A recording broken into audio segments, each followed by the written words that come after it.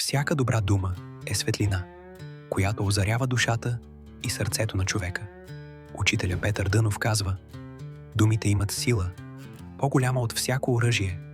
Те могат да излекуват, да съградят, да възкресят духа.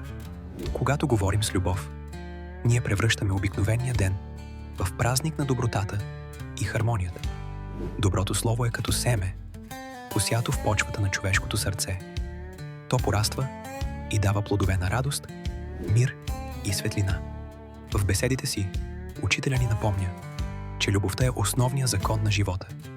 Тя е невидимата сила, която поддържа всичко живо и създава ред в хаоса. Когато човек избере да говори с любов, той създава около себе си атмосфера на светлина и топлина. Влиянието на любовта е като топъл лъч, който стопля и най-студеното сърце, пробужда в него доброта и състрадание.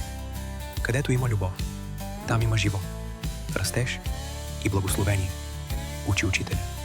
Затова нека пазим речта си чиста, да избираме добрите думи и да ги даряваме щедро на всички около нас. Само така ще внесем истинска промяна в света и в себе си. Ще създадем свят, изпълнена с мир и светлина.